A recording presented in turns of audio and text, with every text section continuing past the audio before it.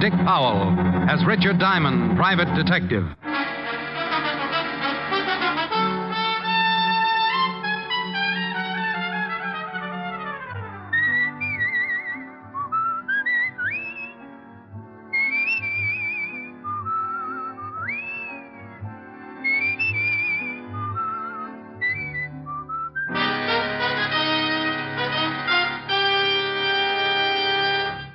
A transcribed half hour with Richard Diamond, private detective, starring Dick Powell.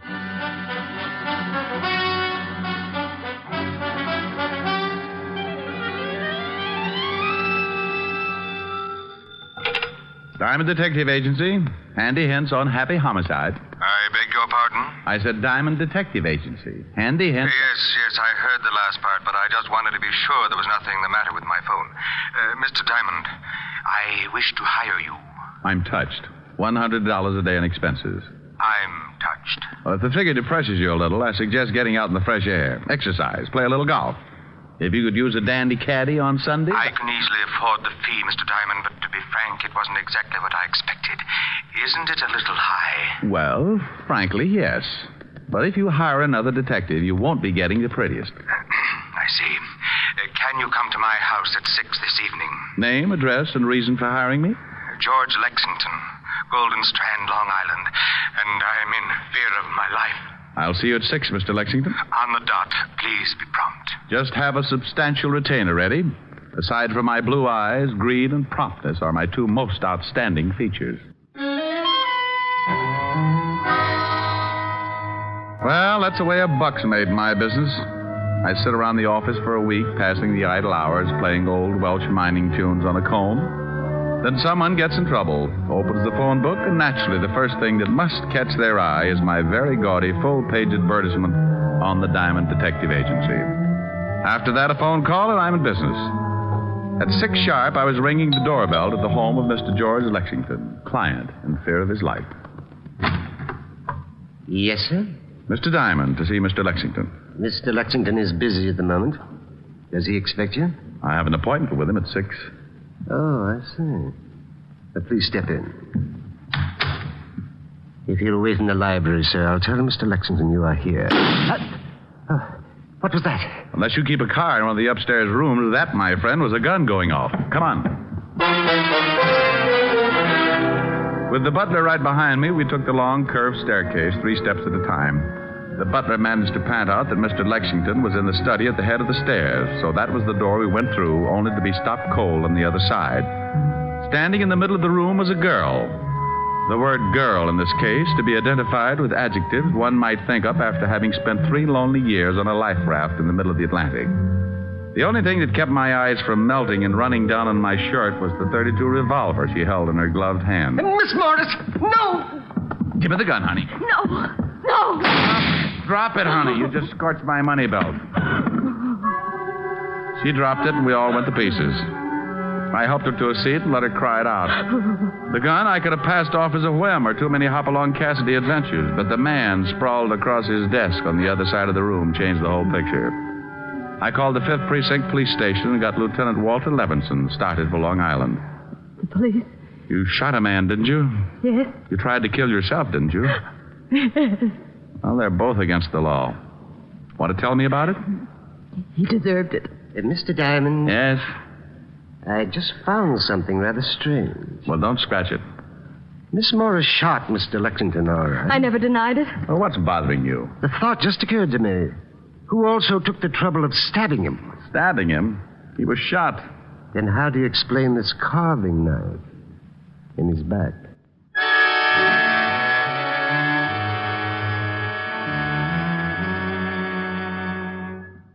Oh, now, Diamond, you stop that. But it's true, Walt. Sure is, Lieutenant. Been shot in the chest and got a knife in his back. Now, how do I get in on these things? This is Miss Morris, Walt, the girl who shot him. How do you do? Oh, you shot him, huh? Yes, Lieutenant. Well, who stabbed him? Have no idea. Swell. Miss Morris, why did you shoot this, what's his name? Lexington, George. Why did you shoot him? I refused to answer. Okay, suit yourself. Where's the coroner, Walt? Should be here any minute. I didn't stab him, Mr. Diamond. When you came in, did you talk with Lexington? I just opened the door. Saw him sitting at the desk, and I shot him. Did you talk to him? Oh, sure, Walt. She played 20 questions with him while he was trying to paw the knife out of his back. I was just trying to trap her. Why? Why? Because if she said she'd talk to him, it would have been an admission that, She'd talk to him. No, that he was still alive before she shot him. Okay, who stabbed him? How do I know? Well, if he was still alive before she shot him, she talked to him, then she must have seen who stabbed him, right? Yeah. Well, if she saw who stabbed him, she couldn't have done it, right? Right. And no one would have stabbed Lexington if he'd already been shot, right? No one would have stabbed Lexington if he'd already...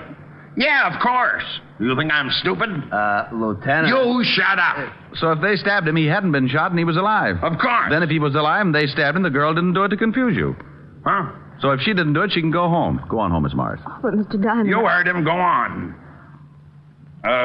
That's what I was trying to tell you, Lieutenant. Diamond's at it again. Otis. Yeah, Lieutenant? Take the girl, the butler, and Diamond down to the car. And when the coroner gets here, we'll all take a little drive down to the station, understand? Yes, Lieutenant. What are you yelling at? I don't know. I don't know.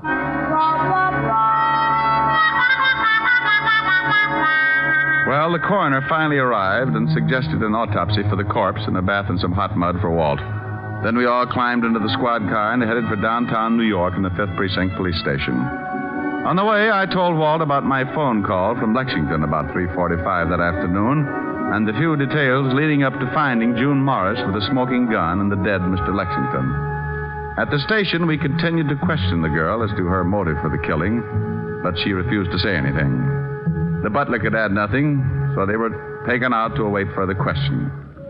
She was allowed to call her lawyer, and we all settled down to wait for the coroner's report on the autopsy. Yeah. The dame's lawyer is here. Wants to see you first. Okay. Girl's lawyer. Mr. Farnsworth, Lieutenant.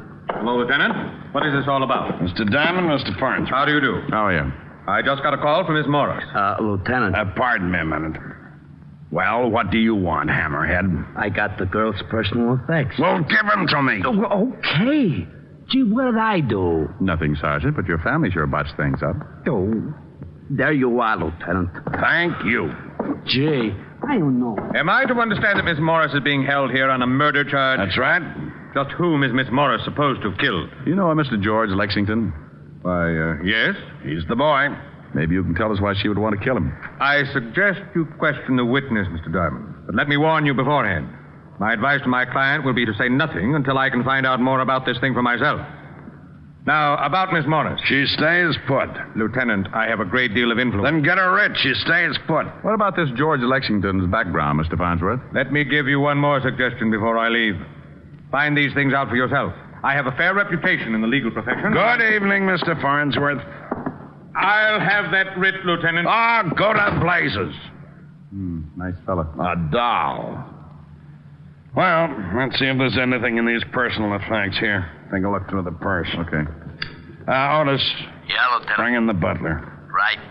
Here's something, Walt. What is it? A typewritten note in the bottom of her purse. What's that? Meet me at the house at 5:15 this evening. Bring $15,000 and be prompt, or you will regret it for the rest of your life. Signed, George. George Lexington. Well, bully for you. Diamond, I swear. Out to the butler, Lieutenant. Come in. Sit down. Well, thanks. My feet... Not you, melonhead. Get out of here. Oh, well, okay. I just thought... Otis, Yeah? when the coroner's report comes in, bring it right in and bring the girl along with it. Yeah, Lieutenant. How do you feel, Arthur? A little upset, sir. This has been quite a strain. Last name Cameron? Yes, sir. How long have you worked for George Lexington? About 4 years, sir. Ever since Mr. Lexington came east. Did you know him before that? No, sir. You ever mentioned where he was from? California, I think. Had a lot of money? I presume so. I was paid regularly. He maintained a good-sized house and entertained frequently. To my knowledge, he never had any debts that weren't paid immediately. How long have you known Miss Morris? She and Mr. Lexington were engaged 2 years ago. It only lasted a few months. But they still saw each other occasionally. Did you know Miss Morris was expected tonight? Yes, sir. She called and said she would be there at 5:45. You sure about the time? Yes, sir. But you didn't expect me at 6. No, sir. Mr. Lexington said nothing about it. Is there another way into that study? Yes, sir. A back door leading down to the garden. Did Lexington have any other visitors during the day? No, sir. Was he in from 3 to 5? Yes, sir. I got the coroner's report and Miss Morris, Lieutenant. Okay, that's all, Arthur. We'll have to hold you until this thing straightens itself out. You go along with Sergeant Loveloon. Yes, sir. Oh, Arthur, Yes, sir. does Mr. Lexington own a typewriter? No, sir. All right. Come in, Miss Morris. Sit down. Here's the report and the bullet taken out of Lexington and the knife. Take the butler downstairs. Right. Let's go, Arthur. Yes. When did you receive this note, Miss Morris? Oh, where? We found it in your purse. When you become a murder suspect, I'm afraid nothing's very private. This morning. It's from George Lexington? Yes. He have something on you? Okay, you're just hurting yourself. Miss Morris, did you know a man named Jack Short? No. Who's Jack Short, Walt? Just read this report. Here's what it says about the late Mr. George Lexington. Fingerprints check one Jack Short, arrested 1936, 38, 39, petty theft, suspicion of robbery, suspicion of possessing narcotics, 3 arrests, 1 conviction. Did a year and a day in Alcatraz. When did he have time to do his laundry? He was arrested again in 1942 for manslaughter. Went to trial, case dismissed for lack of evidence. Lovely boy. You mean George Lexington? Was really Jack Short a criminal with a record? But his house, servants, the money he spent. That's something we're going to find out about. What does the coroner's report say, Walt? The knife did kill him, not the bullet. And the knife has got your fingerprints all over it, Miss Morris. What? It's got a what? That's right. Ever see it before, Miss Morris? Why, I don't know. It's a carving knife. One that might belong to a set. Something wrong? That's my carving knife. I missed it this morning. Sure. When was the last time you used it? Last night, I gave a small dinner party. Do you own a typewriter, Miss Morris? Yes, I do. Hello, June. You'd better come along with me. Oh, Mr. Farnsworth. Just a minute. What's the idea of busting in here like this, Farnsworth? I tried to stop him, You Lieutenant. should have stuck out one of your big feet. Those things could trip a tank. I told you I would be back with a writ. Well, I'm here, and there's the writ. Come, June. She stays right here. Lieutenant, you don't seem to No, understand. you don't seem to understand, Mr. Farnsworth. You got that written and it was sustained because I was nice enough not to issue a formal complaint. Also, there's a little matter of influence. You're darn right, and I'm going to show you how it works. I'm making a formal complaint right now, and the charge is murder. And if you don't think I can make it stick, I won't even bother to throw you out of my office. I'll let the commissioner do it for me. Now get out of here. Gee, you're wonderful, Lieutenant. You shut up.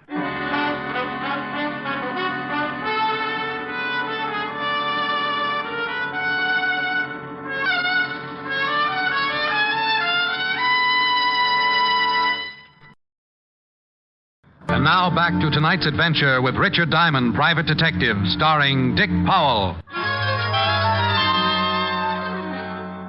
Well, Farnsworth got the idea in a hurry and took off like a rabbit with his tail on fire. Walt lived up to his word. After making the formal charge and producing the evidence, the writ was dismissed. He then secured a search warrant for both Miss Morris's flat and George Lexington's house on Long Island. Our first stop was Miss Morris's apartment, and when we went in, I thought how much it looked like her. Small, beautifully decorated. We went over the whole place, nothing except in the small den. Here's the party list you told us about. Good 30 names here. Typed. There's a typewriter. You got that note you had in the purse? Yeah, here.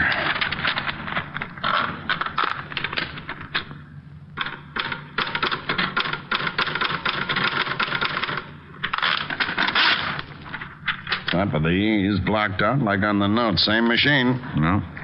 Bring the typewriter, Otis. Right, Lieutenant. You going over to Lexington's home? Yeah, aren't you coming along? No, I got an idea. Do me a favor, will you, Walt? Well, sure, why? When you get over there, besides checking that back door to the study, put in a call to the phone company and see if a call was made around 3:45 this afternoon to El Dorado 1234. It's a toll call from there, and they'd have a record. Now, let me write that down. El Dorado 1234. Yeah. I'll call you at Lexington's in about an hour. If that number wasn't called from there, check every name on that party list. Well, there are 30 names there. You want me to check each one to see whether a call was made to El... What's the matter? El Dorado 1234. That's your office number. Walt. Huh? Bye. I left Walt turning that awful green and headed for the Times building. It was a little late when I got there, but an old friend in the morgue noticed the $5 bill I was wearing in my lapel and agreed to take care of it for me while I looked through the newspaper files. I dug up everything on Jack Short and his alias George Lexington. The stuff on Short wasn't much, except the trial for manslaughter hadn't made the front page. The items on George Lexington could all be found in the society columns. From what I could gather, he'd started his social whirl in 1944. He'd been engaged several times, and each time to a wealthy woman. I even came across a picture of June Morris on the evening they had announced their engagement. Well, having all the information I could get, and with one little item dated California, June 26, 1942, tucked away in my pocket, I put in a fast call to Walt, who was at the home of the late George Lexington. Yeah? What did you find out? Well, someone could have gotten in the back door. There were some blurred footprints outside in the garden, but they won't help. If you had a key, you could let yourself in and walk right up the study. What about the phone call? There was no call made from here to your office, but one of the names on the list paid off. Mrs. Julia Wright out on Long Island. Now, would you mind telling me what this is all about? You stay right there, Walt. I'm going out to see Mrs. Julia Wright. Well, if she called your office today at 3:45, you certainly must have talked to her. George Lexington called my office today at 3:45. But he couldn't have. The butler said Lexington wasn't out of the house and the call wasn't made from here. Well, someone called. Maybe it was the right day. Maybe she got a low voice and told you she was Lexington. Walt. Huh? Oh, forget it. You wouldn't like it anyway.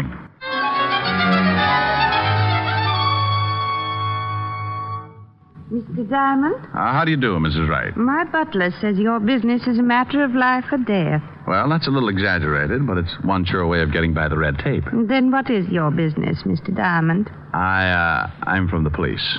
Oh. Do you know a Mr. George Lexington? Why, yes, slightly. Are you married, Mrs. Wright? Very happily. What is your interest in Mr. Lexington, Mr. Diamond? Do you know June Morris? Quite well. I've known her family for at least 10 years. She's being held for the murder of George Lexington. Oh, that poor girl. She was engaged to Lexington at one time, wasn't she? Yes. He was a beast. Believe me, Mr. Diamond, he deserved killing. I thought you said you only knew him slightly. June used to tell me how terribly he treated her. A phone call was made from your house yesterday at approximately 3:45 to El Dorado 1234. I don't believe I know anyone at that number. Are you sure? A man made it. I talked to him. My husband wasn't home yesterday. Oh, perhaps it was my lawyer. He was here about that time. In fact, I believe he did make a call. Said it was on business. A call from the library. What's your lawyer's name, Mrs. Wright? Why, Mr. Lucius Farnsworth.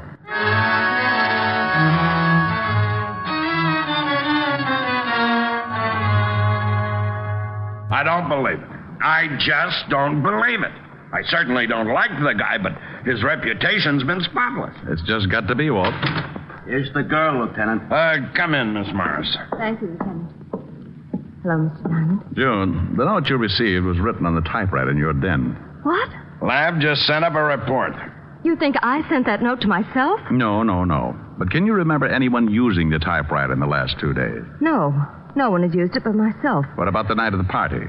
Who uses a typewriter at a party? Anyone go in the den and maybe lock the door? What? Why, yes. As a matter of fact, Mr. Farnsworth said he had to make some business calls. He went in and closed. You don't think that... That Farnsworth did it? Why, it's absurd. He's been with my family for years. Did he introduce you to George Lexington? Yes, it was at a party at Julia Wright's. Did Mr. Farnsworth know that you owned a gun? No one knew it. Were you actually using that knife the night of the party? Yes, I sliced some turkey. You remember what kind of a suit Mr. Farnsworth was wearing that night? He was wearing a dinner jacket. Lexington was blackmailing you, wasn't he? I can't answer that. Oh, honey, believe me, if you don't trust us and it comes out anyway, we'll have no way of stopping it. Oh, right, it was blackmail. I was going to marry George. There were some letters, a picture. He broke off the engagement and began demanding money. Last week he mentioned something about leaving town, and I received the note. I couldn't afford that kind of money, and I was just tired of paying month after month. I decided to kill him, and I was going to kill myself. I guess I lost my nerve. Let's go see Mr. Luke Farnsworth, Rick. June, you sit right here until we get back. Be careful. You can make a book on it. I'm going to drive you home.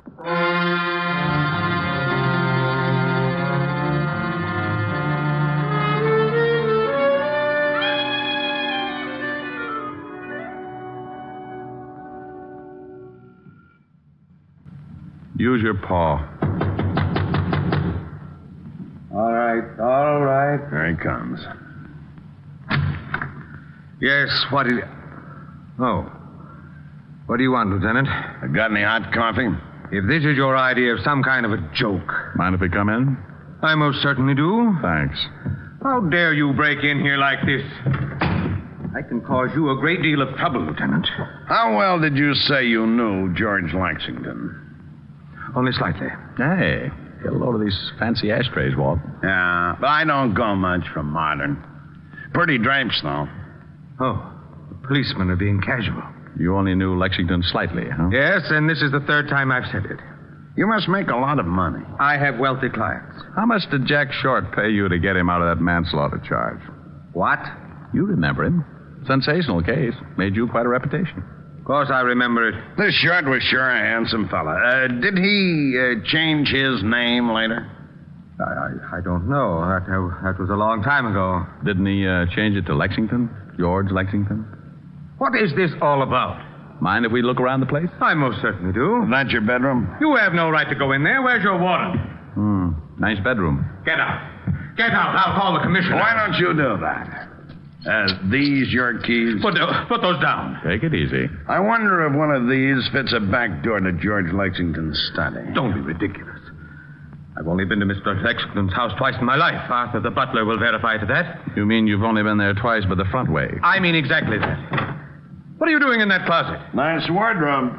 This your dinner jacket? Lieutenant, I warn you. No, I'm going to warn you, Farnsworth, officially. Anything that you may say will be held against you. I'm charging you with the murder of George Lexington. Well, this is really one for the books. Would you mind telling me what proof you have? You called my office at 3:45 this afternoon from the home of Mrs. Julia Wright. Disguised your voice and told me you were George Lexington. Really? Hearsay. You were at a party given by June Morris. You stole a carving knife that she'd been using, probably wrapped it up in a handkerchief to keep her fingerprints on the handle. Did someone see me? For some reason, you wanted George Lexington out of the way. He'd been blackmailing victims that you introduced him to. You made sure that Miss Morris would be at his home at exactly 5:45. You wrote a note on her typewriter telling her to be there. You called me to be sure that someone would catch her. Interesting theory. You went up the back way into the study, probably with one of these keys. You stabbed Lexington and got out just before the girl came up. You made one mistake. You didn't figure that the girl might try to kill Lexington. What? Yeah, she shot him, but she shot a dead man. She shot him? After he was dead. You don't know it, Buster, but you just missed the perfect crime. Now prove it. The girl said you were wearing a dinner jacket the night of her party. This the coat? Yes. But to get the knife out, you had to put it in a pocket or someplace on you. She had been carving turkey. Ever hear of a spectrograph? Of course. Sure. Have the pockets analyzed, and if we find traces of turkey, we'll know you swiped the knife. And if the key to Lexington's back door is on this ring, it'll cinch it. I'm afraid not to. Come back here, Farnsworth. He's going for the window. Farnsworth, stop. Let me go. Let me go. Not on your life. Not on your life. You don't take it the easy way. Get out of his hair. No. Got him. No. Why didn't you let me jump? What difference would it have made? Well, it sure would have saved the state some money. But a quick trip to the sidewalk doesn't make up for a killing. That's the easy way, Farnsworth. You forget when you commit murder, there's a little thing called society. And if you can't live with people, they'll decide what to do with you. Oh, that last mile is a Lulu.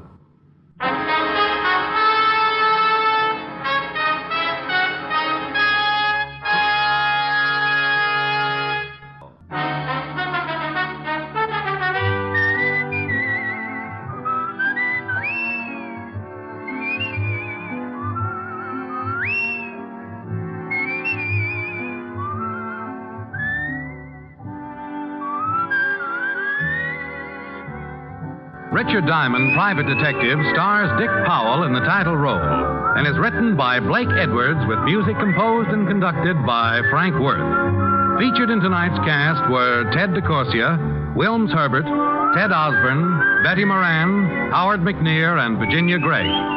Richard Diamond, Private Detective, is transcribed in Hollywood by Jaime Del Valle.